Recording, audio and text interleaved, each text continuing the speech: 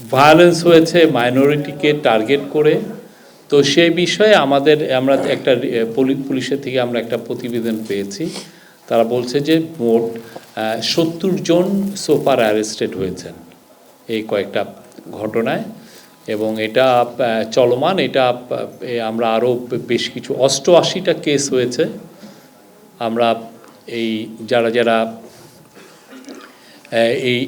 এই মূলত এটা হচ্ছে অক্টোবর পর্যন্ত। এরপরে সেগুলোর ক্ষেত্রেও বেশ কিছু কেস, এটা আমরা কালকে নাগাদ এটা টোটালটা ওরা ট্যালি করছে, তো সারা বাংলাদেশ থেকে এটা নেওয়ার জন্য সেই ট্যালির উপরে আমরা আরও আপনাদেরকে ইলাবোরেট একটা প্রেস রিলিজ দিব যে কতজন অ্যারেস্ট হয়েছে। অ্যারেস্টের সংখ্যা আরও বাড়বে এবং কেসের সংখ্যাও দু একটা বাড়তে পারে। আপনারা জানেন যে সুনামগঞ্জে একটা ঘটনা ঘটেছে এবং কিছু কিছু জায়গায় কয়েকটা, চিটাগাংয়ে দু একটা ঘটনা ঘটেছে, ঢাকায় তুরাগ থানায় একটা ঘটনা ঘটেছে, নরসিংদীতে একটা ঘটনা ঘটেছে। তো আমরা সেগুলোর প্রত্যেকটাই আমরা আপনাদেরকে ডিটেলগুলো দিব। এখন থেকে আপনারা যেন মাইনরিটি রিলেটেড কোনো সংখ্যা যদি আপনারা চান, কেস বা কতজন অ্যারেস্ট করছেন, আমরা আশা করছি যে এটা আমরা আপনাদেরকে নিয়মিত এটাকে আপডেট দিতে পারবো। কাঠ ও পিভিসি ম্যাটেরিয়ালের সংমিশ্রণে তৈরি আধুনিক আরএফএল উডি ডোর, কাঠের চেয়েও কঠোর। Thank you. এখন আমাদের ডেপুটি প্রেস সেক্রেটারি এটা নিয়ে একটু কথা বলবেন। ৭০ জন অ্যারেস্টেড হয়েছেন আর ৮৮টা কেস অক্টোবর পর্যন্ত। এরপরে আমরা আরও কিছু আপনাদেরকে জানাবো।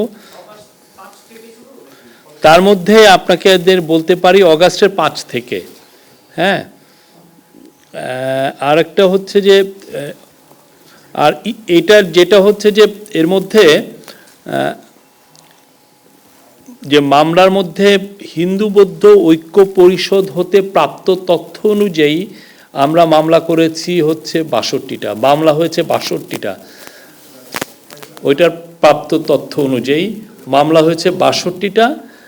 আর হচ্ছে ধর্মীয় পূজা মণ্ডপ, উপাসনালয় কেন্দ্রিক সহিংসতায় পুলিশের নিকট সরাসরি রিপোর্টকৃত সহিংসতার তথ্য অনুযায়ী আরও মামলা হয়েছে ২৬টা। মোট মামলা হচ্ছে ৮৮টা।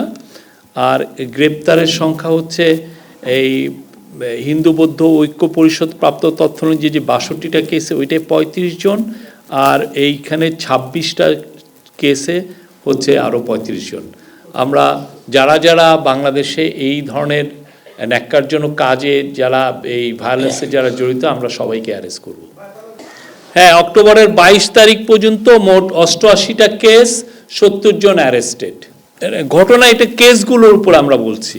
এটা ইদানিং, এটার আমরা ডিটেলটা আপনাদেরকে সামনে জানাবো। এটা যেমন সুনামগঞ্জ, এইটা আমরা আপনাদেরকে আমরা তো বলছি যে আপনাদেরকে এখন থেকে নিয়মিত আপডেট দিব। আপনারা আমাদেরকে আগের থেকে প্রশ্ন করে রাখতে পারেন, আমরা সেটা পুলিশের থেকে, এটা যেহেতু আপনি জানেন যে অনেক ক্ষেত্রে এই তথ্যটা একদম রিমোট একটা থানার থেকে নিতে হয়, সেই থানার থেকে আমরা নিয়ে আপনাদেরকে দিব। অতএব আমাদেরকে যদি আগের থেকে আপনারা অ্যালার্ট করেন, সেই ক্ষেত্রে আমাদের কাজটা ইজি হবে।